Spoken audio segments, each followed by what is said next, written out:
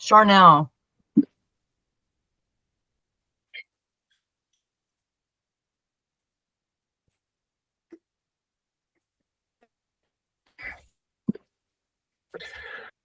Welcome everyone to another wonderful day and another wonderful podcast with a beautiful lady, which I'm looking forward to because I know nothing about her and that's the way I like it. Just meeting someone for the first time and just have that conversation. My name is Eli Devonte. I'm neurodivergent myself and I help neurodivergent business owners, help them with focusing on their business, making sure things are done in the correct way. But there's enough about me and more about Sharnael, and it's a Dr. Sharnael Sharon, is it not? Yes, Dr. Sharnael, Wolverton, Sehon, but everybody just goes Dr. Sharnael. It's too much of a mouthful to say all the things. I think I'll go with the flow. Who am I to go against it? So what we're going to do, Dr. Sharnael, we're going to do the boring old thing like we do on here, and we're going to ask you, please let us know what you do to help people within your business in a successful way, and then we'll go with the flow. Yeah, so that's always a kind of crazy, hard question. I choose to make it fun and easy. I'm a naturopathic doctor. But I am also a energy worker. I believe in miracles, quantum physics, neuroscience. I have a small practice. I've written 5 books. I did TV for 3 years.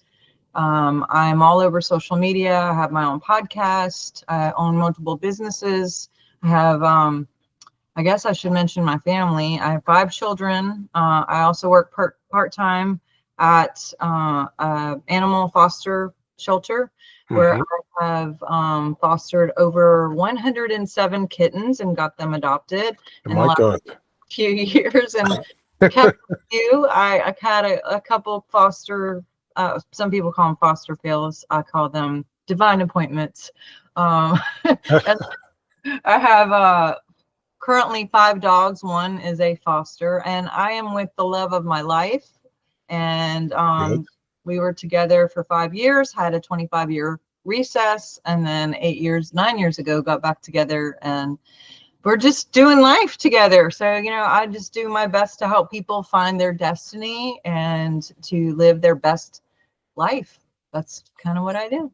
Okay, that's sounding interesting. So you're a woman that does many things, and it sounds like definitely you're a workaholic. So let's just focus on how you help people. So obviously you've got many skills and you can do things in many ways, but just encapsulate it for us from layman terms. Just give us an example, for instance.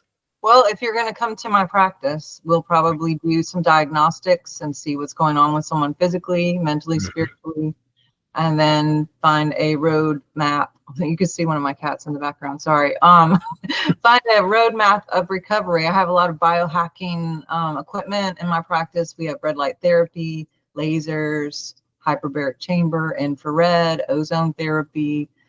So depending on what the situation is and what calls for the situation, I will connect them with that. But I also like, just working with people on conscious language and, tapping into, imagination and the whole quantum physics of, the supernatural miracles. My latest book is actually called The Science of Miracles. Okay. Remembering the frequency of love. And the whole, I guess, theme of it is about people kind of redirecting their path consciously to find a better reality and to pave that path for themselves instead of waiting on some outside source to come fix it, or for the whatever imaginary things that could try to make things happen. And we are the ones. And so I teach people to go inside and to create a life on their own through their own mechanics and their own DNA.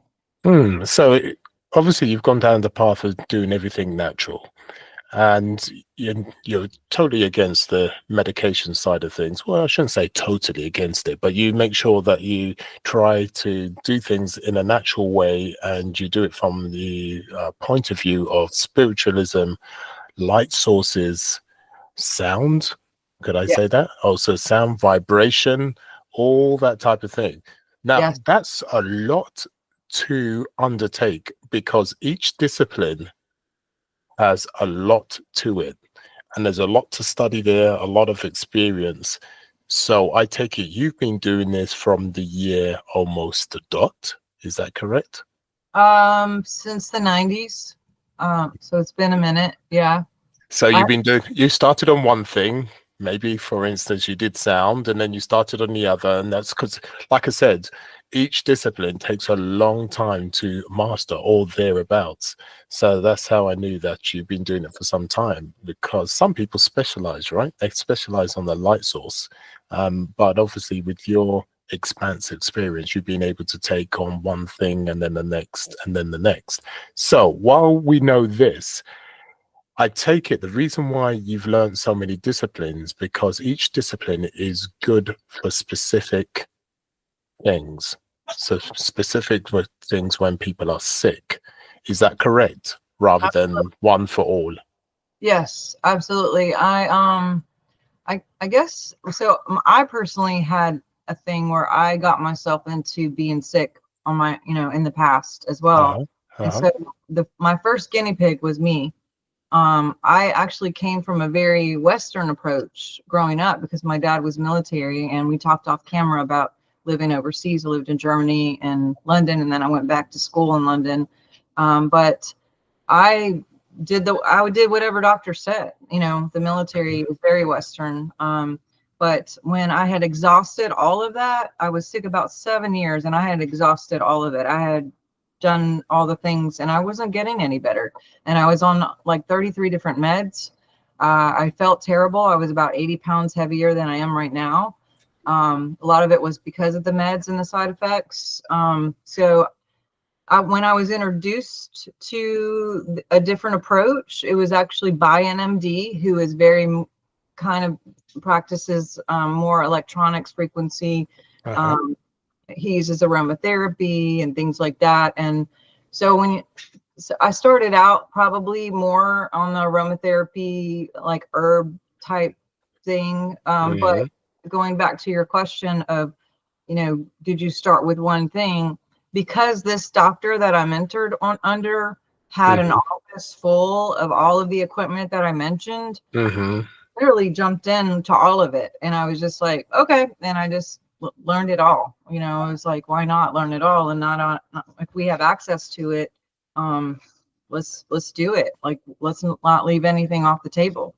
Okay, so the illness that you had, what was that illness and how did that come about? Yeah, I was dealing with cancer at the time, and it was very scary. And of course, not of course, but when people hear that word, Uh-huh. some, people tend to, it's a frightening thing to hear, and they associate it with death. And we all know people who have died of it. So there's a program there of, just assuming or coming into some agreement of that. But it was a big teacher for me. It was a catalyst for me to dive into a lot of different things, to fix and reverse and kind of go back to what I was doing and see like, well, what is it that got me here? And how do I get out of this? And can I get out of this? And, And you, at the time, before you started going the natural route, you were taking all these tablets, and it was 33 different types of tablets. Is that correct? yeah, it was mental gymnastics because at the time I was a conference speaker, and I literally had my own suitcase full of the pills. It was like mental gymnastics Uh-huh. with how to do it, because it was like these two had to go together, these two couldn't go together, these three had to be at the same time. This was My milk God. with food, this at night, this a day, this 3 times. Just keeping up with all that was Of just, course. yeah. And it's quite dangerous too at the same time. And at what point did you think that something had to change when you were taking all the 33? So why didn't you just keep on taking those tablets? What happened for you to then think, no, something's got to switch? That's a really good question, because for years I had a ton of side effects, and that's kind of why I got so many. Ah, I started yeah, this one, and then that would have side effects, so I got to take this to counter that one, and that yeah, would have some side effects, and this would have to counter that, and yeah. it was just, and the time, dude, Eli, just to go to the doctor, sit and wait, Mm, keep on having to go back, and then they send you somewhere else. In the States, it's so weird, go here, go there, and it's a circus. And mm, mm, even to get a refill, they won't let you do it over the phone. You have to go in and sit, even if you're not sick that day, go in, and then you're sitting around all these other sick people, and maybe catch something on the way home because you were there for 2 hours and no one's mm. ever on time. You could spend a whole day just to get a refill. It was just exhausting. So going back to your question, I got super depressed and Mm-hmm. very hopeless feeling, and was just like, I'm so over this. This is the first time I got sick. This isn't the cancer. This ended up being something else. But um, I I didn't want to see anybody. I didn't believe in anybody anymore. I was just completely had given up. And until I was teaching a dreams and visions conference in another state, and I came with my little suitcase, and Mm, people who were hosting it were like, watching me pop these pills all the time, and they're probably like, what is going on with her? And finally they asked me, so what's up with all this? I was like, oh God. And it's like, yeah, I've had a low grade fever, I feel sick and achy, and I've gained all this weight, just, and they're like, you should go see this guy. And I'm like, yeah, I'm okay, it's cool, we don't need to do that. And they're like, no, really, he's different. And I was like, yeah, everybody says that, it's fine. I've mm, mm. too. But they were right, and it was a life-changing thing for me. And so yeah, I begrudgingly went. Mm-hmm. But when I went, the guy is phenomenal, and he has mentored me over the years. I ended up going back to school to Okay. be a doctor because of this guy and a couple of other people that he introduced me to. Uh-huh. And that just literally led me to this whole brand new path. And actually, I went to school to learn more because I was still doing conference speaking, and Okay. I would see these people, and they would see the changes in me, and the weight loss, and my skin was different, and I seemed happier. And so they'd say, well, what did you do? What happened? And then they would want me to teach on that, or they would send me their friends and say, well, can you help her? And I Mm-hmm. felt like not capable, right? So I was like, I should go to school because I'm going to have all these people, and I'm going to need to help them. I never thought I would have a practice. I was always doing it for the point of teaching and conferences. Of Um, course. but then over the years, I ended up getting sick again, and that's when I got C, as just traveling 6 planes a week, constantly, 51 countries, working 120 hours a week again. And you think I would learn the first time, but I had to really remember balance, and Mm-hmm. and go back to the basics and start over again. And so yeah, I this time this time it's been since 2016 now, and I'd like to say I'm better balanced. Do you have a problem with that too? Is it just me? I don't know. No, I don't have a problem with that at all. But we were talking earlier on, just before you came on, you said you have a form of neurodivergence, not quite, but a form of what was that you was about to speak with me about? And I Yeah, stopped you and listeners, I stopped her because, right, we're supposed to be speaking about this live and direct, uncut. So she's just about to start off now. So what was that, please, if you can say? yeah. So and now that you're saying that, I wonder if that goes with any of this stuff that I'm saying. But so it's called dyscalculia, and I didn't even know that I had it until in the mid 2000s. And so I just thought I was stupid. Dyscalculia has to do with math and equations, and Okay. um, finding places on the map. And Uh-huh. now we have all kinds of technology to help with that, thank God. But space and time, Mm-hmm. and anything with numbers, So which you have issues with spatial perception and with time perception. space, meaning I can drive somewhere 99 times, and I usually have to still use help to get there, like to memorize it, to, you know, I'm better with like locations as far as like turn right at the McDonald's or whatever in America. Stop. I get better, but it's just weird how difficult it is with directions for me. And then like just common math. It's always been, I've always just been terrible in school. Oh, I'm gonna cry. I didn't expect that. Just It's remember, okay. just you know, it was very difficult to learn. Now on the opposite scan, or pendulum of that, so that it was Dr. Lucky, the guy that I was telling you about, that was able to tell me that I had this. And I guess when I was born, I was breech and the forceps damaged that part of my brain I see. that isn't able to do normal, To doesn't fire calculate. off. Yeah, Yeah. it doesn't fire off like it should. And when I found out, I was like, a part of me was like, oh no, and then the other part of me was like, oh my God, thank you. Like that it's not just I'm stupid, it's just like there's a physical issue here, you know. And sometimes I do see things, it does affect typing or writing. I will write letters backwards or forward. So when I'm on the when I like writing my books, oh my God, just to write the books was, you know, really, God forbid anyone who has to do my editing, because no one can read anything that I type. They're just, you know, they have to figure it out.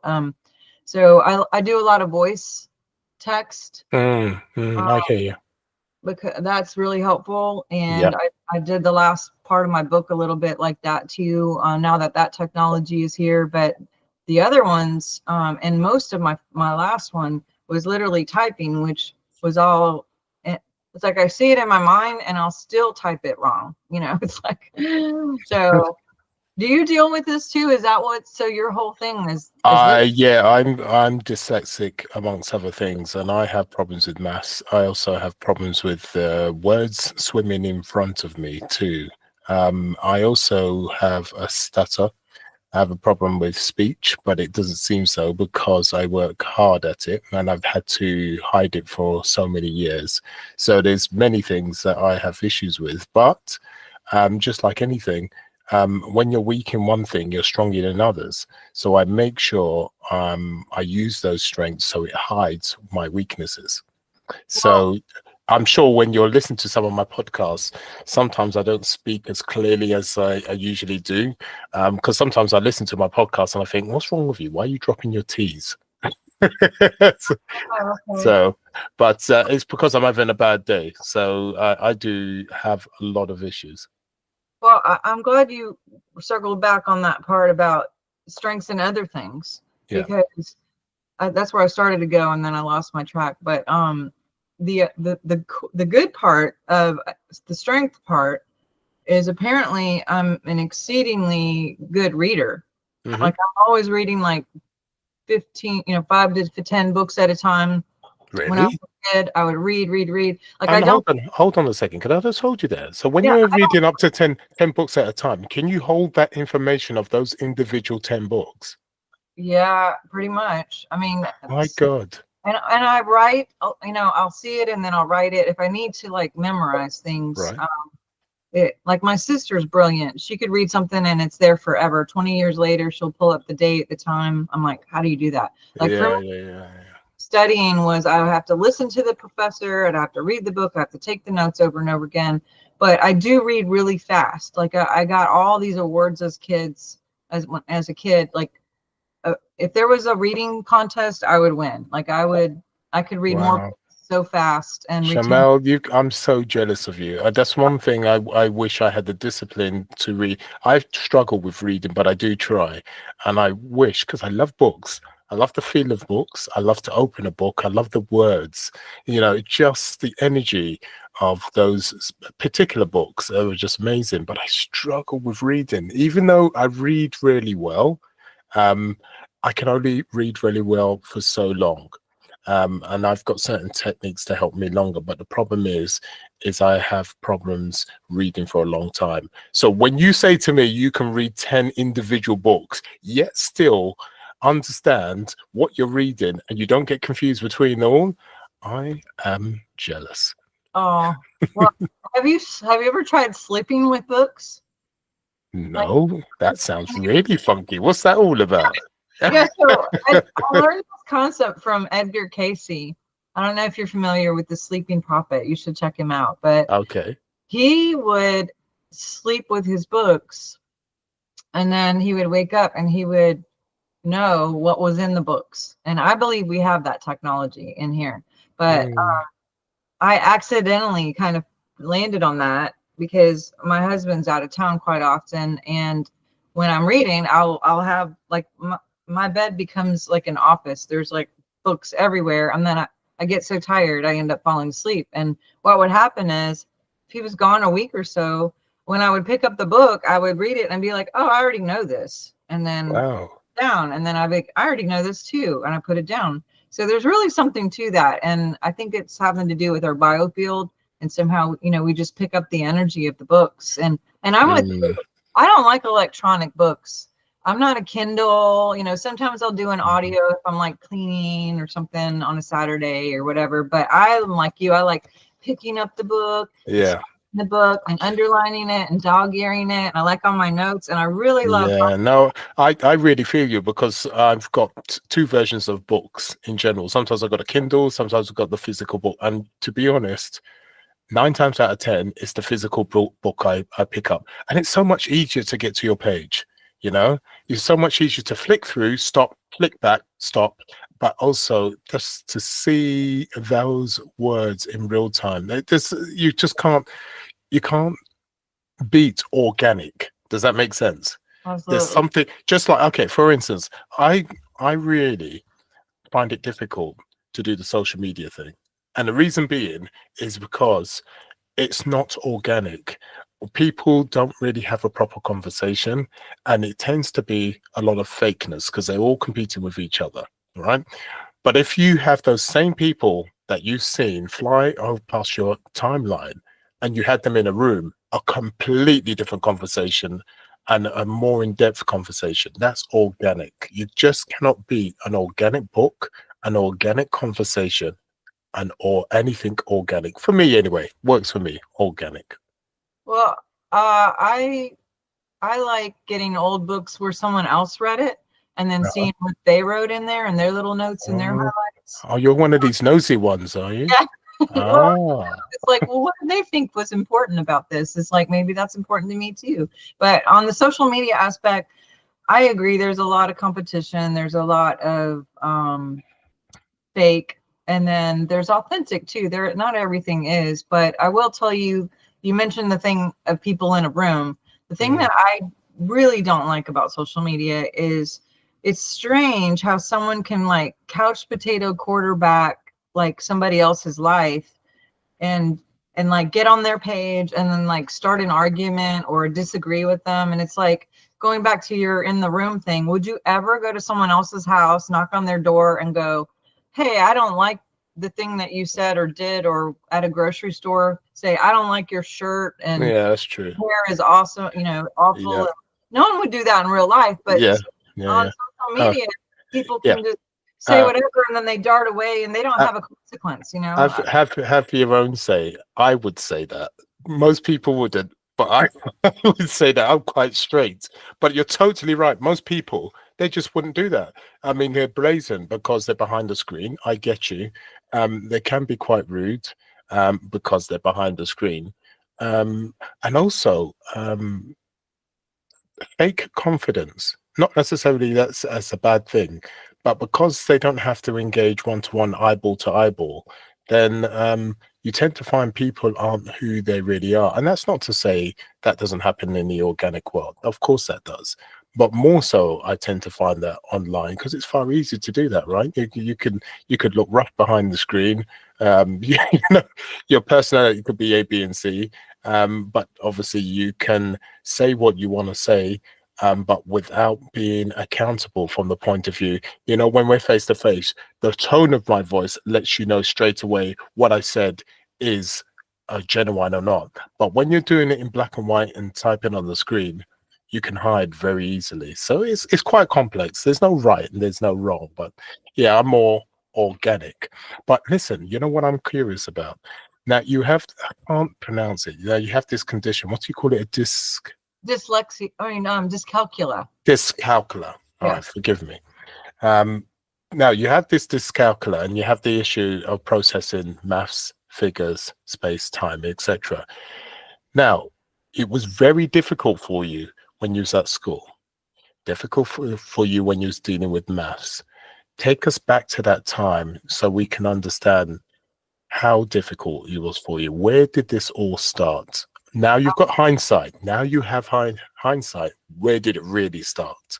Yeah, I mean, from birth. So, you know, school was anything math was horrific. It was traumatizing to me because I could excel at all these other things and I seemed normal, like to me, you know, but then when it came to this one little aspect of my life, it was just, and I didn't know that it was a physical issue. So it was, I just felt dumb, you know, like on the ACT, I took it 3 times. I know you guys don't do the ACT, but I would score like a 26 or a 30 in reading, which is really, really extraordinary. And then I would get like a 10 in math, which is unheard of. Like no one can get a 10. You'd have to be this person to get a 10. And I would do it again and again. So it would bring my numbers down to like an 18, which it's barely getting into college with that number.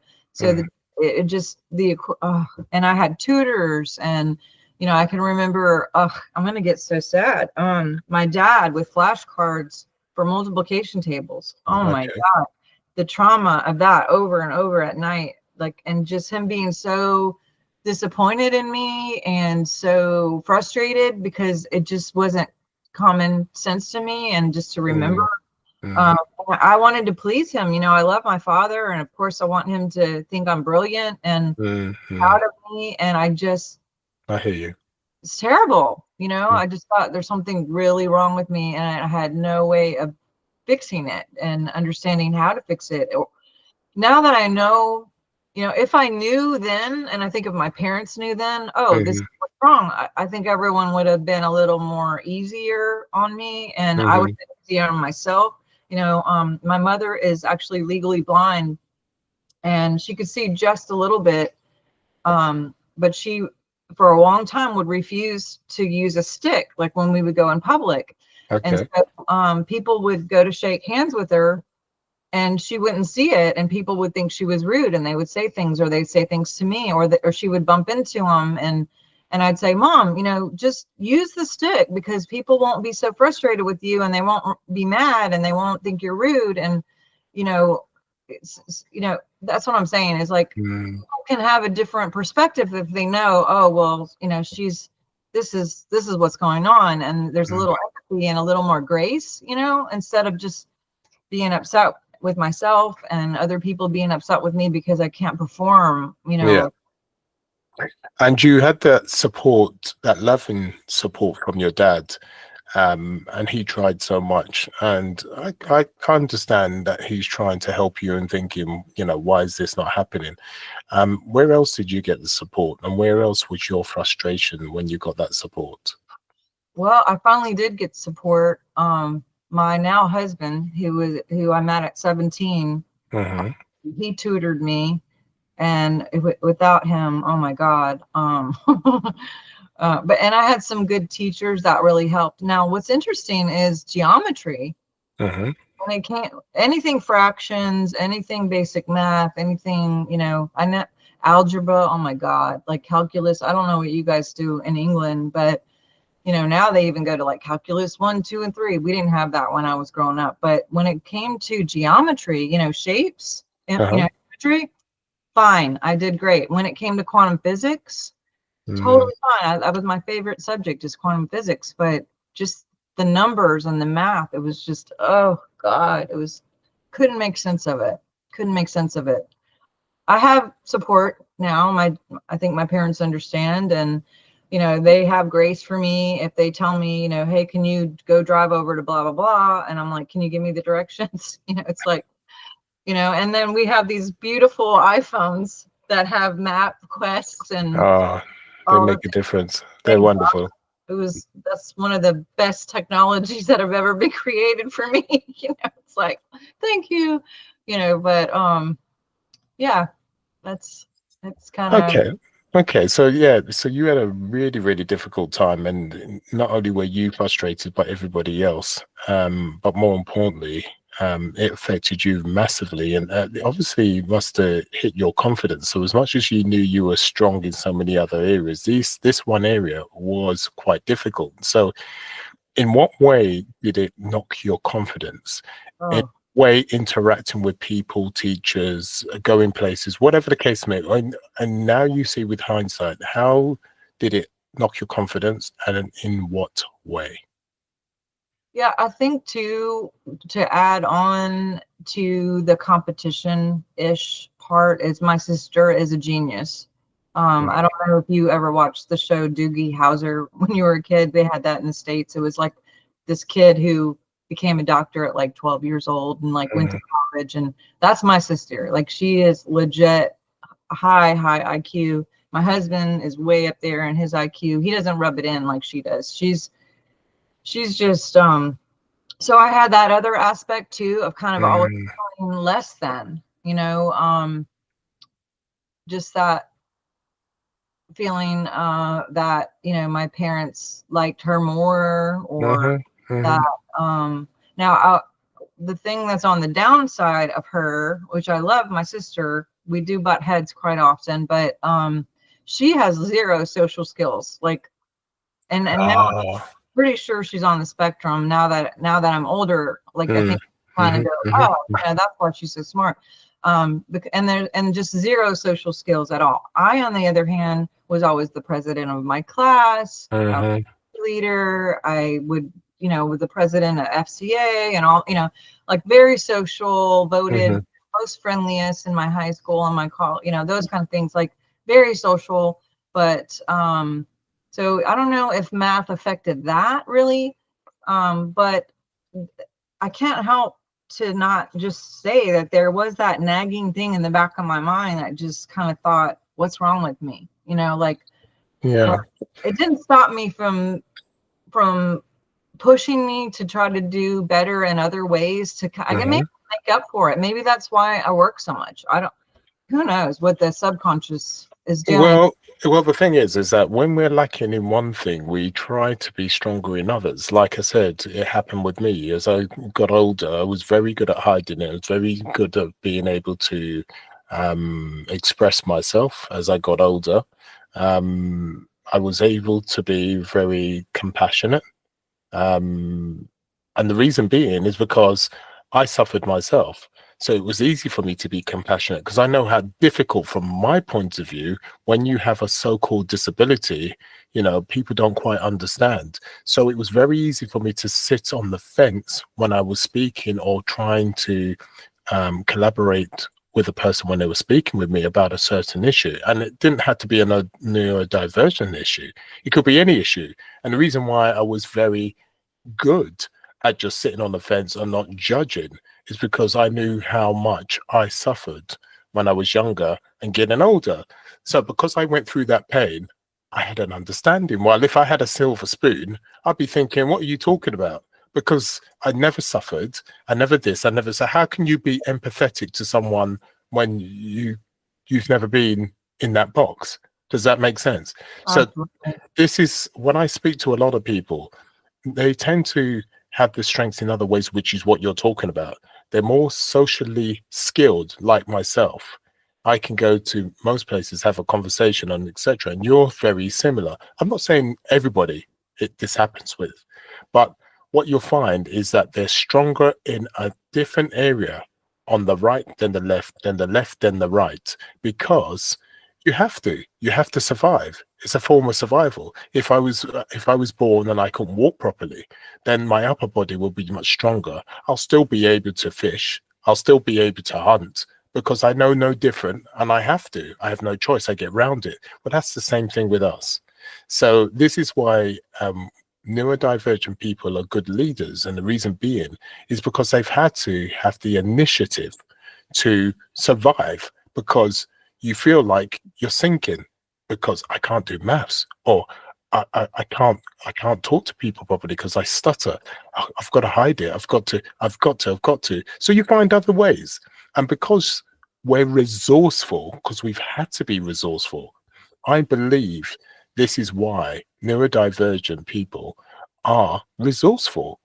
We tend to be leaders. We tend to be very good at being empathetic because we've had to struggle.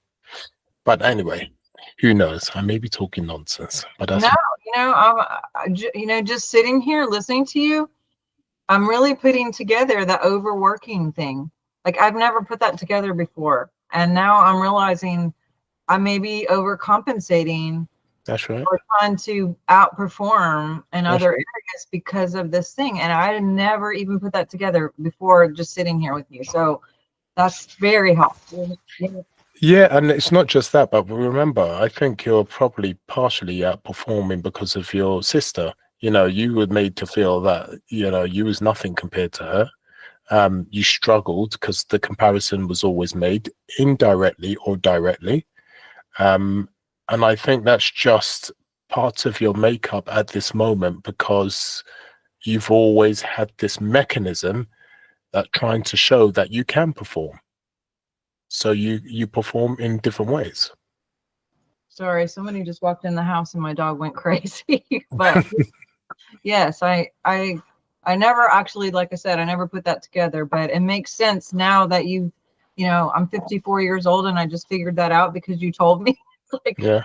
Here we go. Maybe this will help me balance more now that I just have that understanding.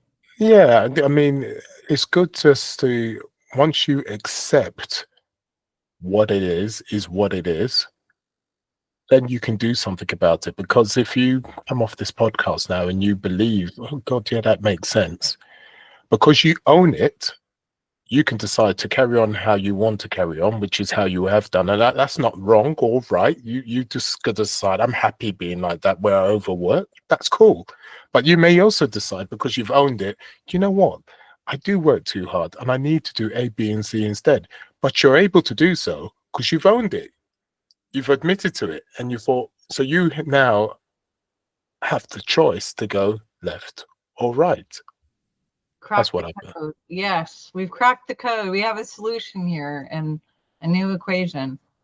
Interesting. Yeah, I think so. I think so. But that's something for you to deliberate and think about when the podcast is over. So I'm very curious. This is why I like natural conversation. I'm a very curious person how people tick, because it helps me to understand me.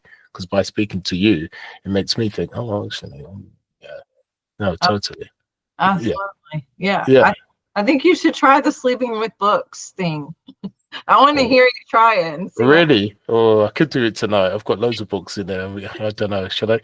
I tell you what. I tell you what. If I do the sleeping books thing, and tomorrow I read books even slightly better, I'll come back to you. I'll try it, because I'm always willing to try things. You know, because or just knowing what's in the book, like not everything. I can't say I like just know everything that's in a book, but. And it took a few times, right? I was reading a few things and then someone would talk about something and I would be like, oh yeah, I already know that. And then I would read the book and go, oh, it's in here.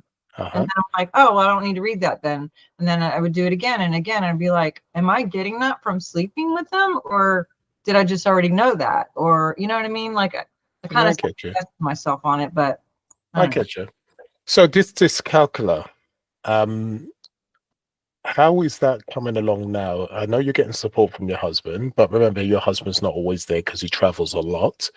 I know that it's a situation you now keep yourself busy because you've always got loads of things going on, I suppose, because you don't want to face Dyscalculia. You're trying to get around it. But how are you coping in general? Has things improved? How's that come along? I think I avoid a lot of things that have to do with math. when I was in college, I was going to be a veterinarian, for example. I wanted to work with animals. You see all my animals. And I went to school. Well, actually, they told me I went to the school and went to the counselor, and they were like, "Hey, go work in a veterinarian for, you know, a bit because you won't get into vet school without it." I went to vet school. I mean, I went to a vet and worked at the vet. They were putting animals down right and left, or they would come in from a car accident or something, and I couldn't handle it. That I could feel, I don't know. I felt terrible. I couldn't do it. So I went back to the counselor, and literally this is what I said, Eli. I said, Okay. what can I graduate in that has the least math?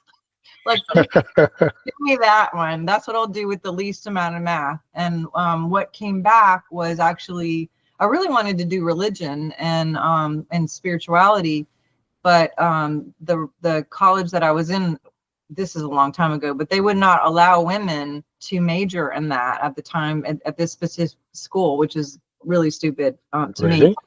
Oh yeah, it's changed now, I'm sure. But at the time, if I didn't have the right body parts, then I couldn't be in ministry or whatever. And that's not my path anymore. But so I went with I literally said to them, what can I major in with the least math? Because that's what that's what changed. So I ended up going in wellness and kinesiology, which is which happened to actually be a good base for me to get into med school, because it was just a stepping stone of, you know, still being in the health field and then just going up. So, but yeah, I mean, I even determined my life, you know, path based on that. No, just trying to sidestep your dyscalculia. I don't blame you, to be honest. I really don't. Okay, so just let me know, when it comes to your business, how do you help people within your business? Is it from a point of view of one-to-one as a group? Or do you still do your corporate speaker relationships? I do a little bit of everything. I thought you were going to say, how do you deal with math? And I was going to say, I have a tax person, I have an accountant. Thank God we have calculators on our phone. Otherwise, I'm just like simple, give me 20 and here's your change. Forget it. It just isn't there. But to your actual question, I do still speak at conferences, not to the level of 6 planes a week anymore. I do retreats. I prefer as many people as possible to say one time the thing, so I don't have to do the one-on-one. But I do enjoy the one-on-one when people come to my practice and make appointments. So, and I also do remote. So I do remote outcome mapping. I do remote coaching for conscious language. I do remote biofeedback. My co-host for my podcast is actually in England. And some people will say, well, how do you do that so far away? I've worked on him long distance and had him running on my machine because of a shoulder issue. Okay. And I had to turn it off because I had a client in person and I had to use the machine. And he literally WhatsApped me 10 minutes after I turned it off and said, hey, did you just turn it off? Like hold on. Just hold on a second. I don't quite get that. Hold on. So he's across the world in London. How does that work? So you're in America, you've got the machine going, he's in London, he's got a how does that work? That cross? It's insane, but I do it in Australia, New Zealand. My grandmother had fallen and she's across the country in Montana. I'm here, and the doctors couldn't figure out what was going on. I said, well, send a screenshot picture to me. I sent it, I put it in the software, and it showed that she had a UTI and she was dehydrated. So I called the doctor and I said, she has a UTI and she's dehydrated.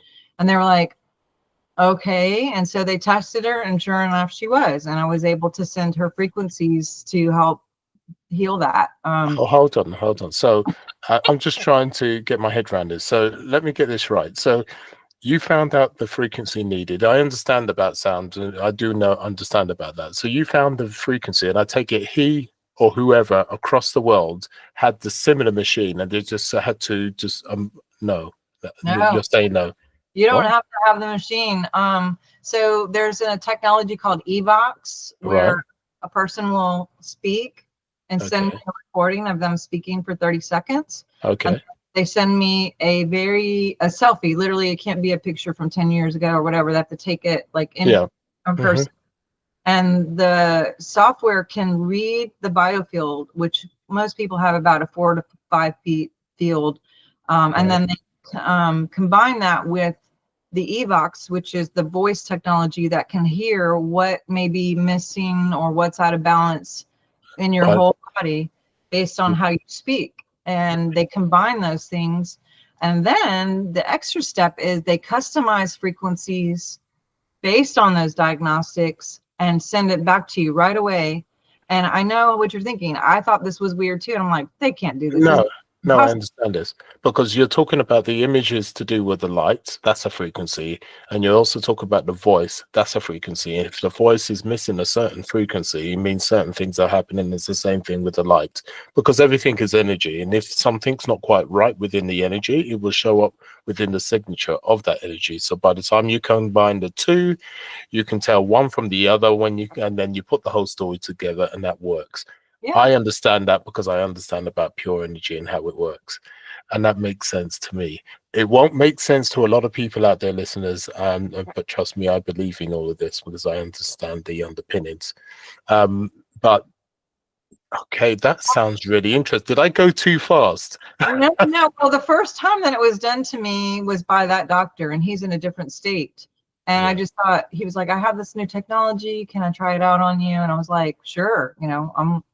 And I kind of forgot about it. And then I reminded him, hey, did you do that thing? And he was like, oh, yeah, I'll get to it. Sorry. And one day I came home from work. I walked in my kitchen and went to the living room, and I was just on a break, and I got really tired. And I was like, what is wrong with me? And I just kind of sat down for a minute. And then I remember telling my husband, like, I think he might be doing that thing. And it had been weeks, and all of a sudden I was asleep, sitting up on my couch with the lights on, animals everywhere, people running in and out. I never take naps, Eli. I cannot sleep during the day. And I woke up way late in the night. I grabbed my phone to text him and say, did you do it? And he had texted me at 1:55 and said, I'm about to do it. And I was like, I did that twice, and both times it knocked me out. It doesn't knock out everybody. The third time I had the opposite effect. I had cleared so much out of my field that I had this ATP energy of like a cleaning. I mean, I cleaned out like 23 things of garbage out of my house, and just all the things I hadn't caught up on, I caught up on, and just surges of energy. But it's real. And I still was like, this can't be real. But I was in my car, and the satellite radio went out, and it blinked up this 800 number. And I called it. I'm like, hey, my radio's not working or whatever. And they said, okay, pull over, turn off the car. We're going to send you this signal, and then it'll reboot or whatever. And this guy was in India. And sure enough, he like rebooted my car from India, and the satellite came on like 15 minutes later. The next day, my television went out, which is DirecTV. I called, and this person I think was in Singapore, and they're just like, blah, blah, blah, blah, blah, do this, do that, turn it on. We're sending a signal, and it came on. And I put all that together. And I'm like, well, this is the same thing. They're just like booting me like a tuning fork. They're beaming me some frequencies, and it's tuning me up, It works. Oh, God. So what I'm going to ask you, would you be willing to come back after doing a test on me, and then we can tell the listeners what happened, how it happened, and if anything positive came back from your analysis? Would you do that? Absolutely. That would be fun. I wonder, listeners, would you be interested? I know we talk about neurodivergence, and this is neurodivergence. This is divergence. So this is going a bit deeper. So she's got this dyscalculia, but we are diverting into the unknown. So maybe you'd be interested in that. If you're okay with that, absolutely. That would be awesome. My pleasure. Yes. Okay, let's do that. All right. So as you was talking about how you help people, I mean, we could be here forever because you deal with so many disciplines. I think we need one discipline per podcast. I think, because I know a bit of what you do, so I know how in depth it can be. But I think what we're going to do, we'll just leave it there for now. We may we'll have a discussion again. We'll talk about maybe coming back on after doing some tests. And then we'll take it from there, and then follow up if you're okay with that. Absolutely. That would be so fun. It'd be my pleasure for sure. Thank you so much. Okay, saying that, so when you help people one-to-one, you help them in a group, but you prefer the group unless they come to your work of residence. And also you do events, you do speak, but you don't do too many of it because you've done a huge amount in the past and you're trying to slow down.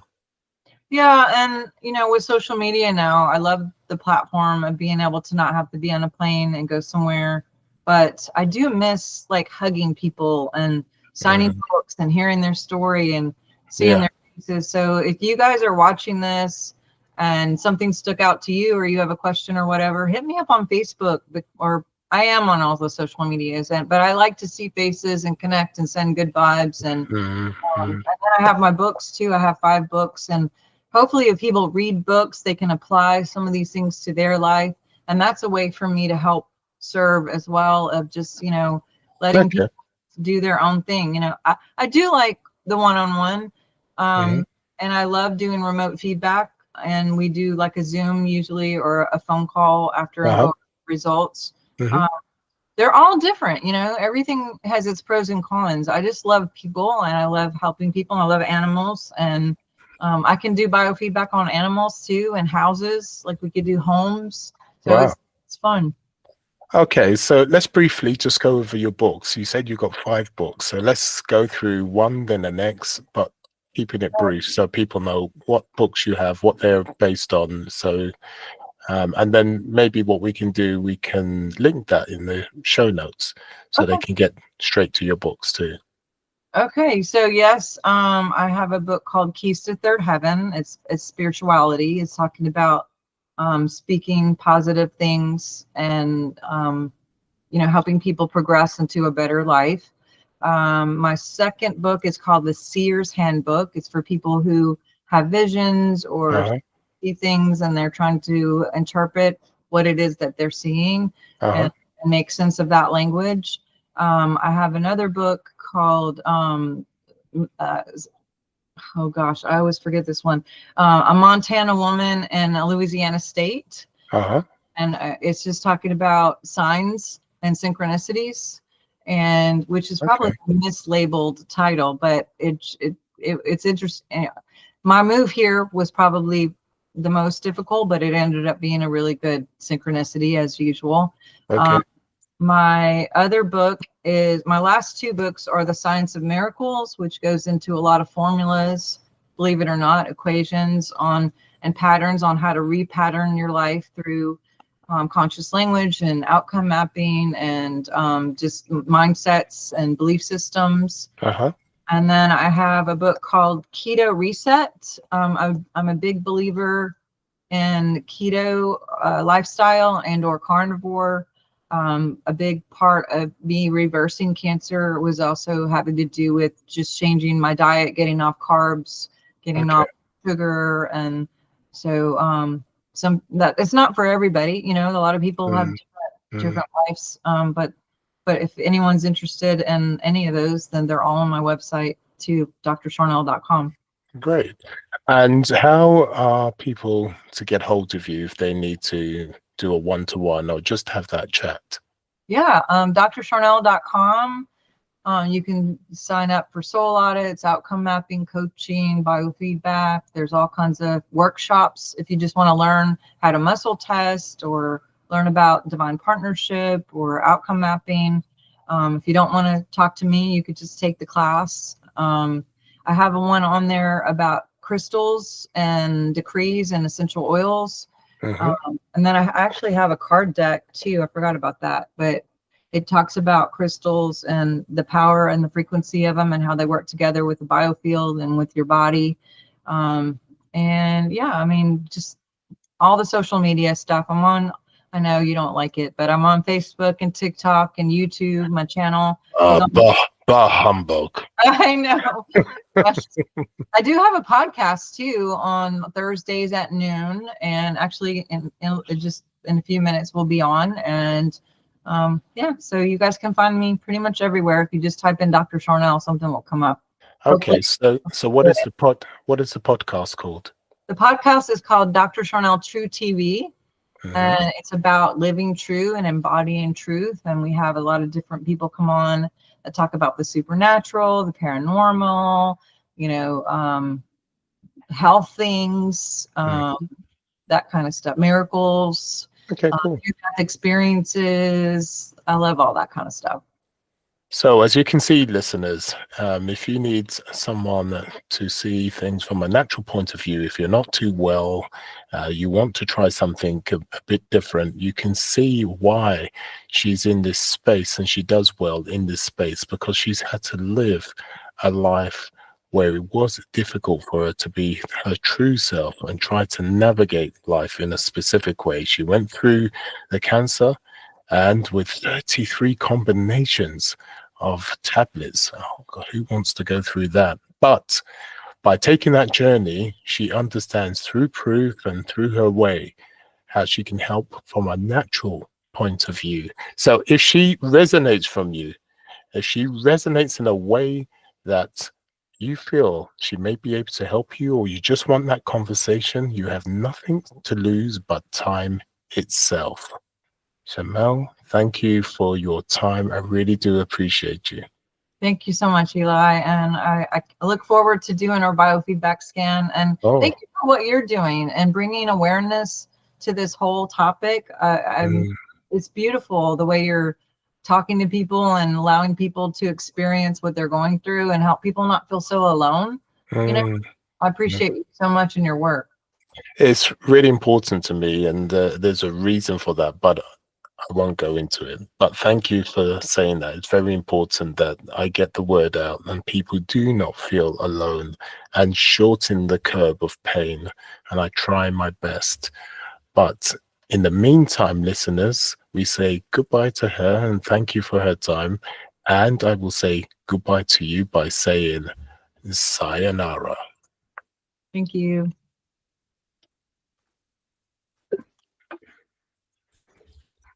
There we go. That was so awesome. I'm so sorry about my dog barking.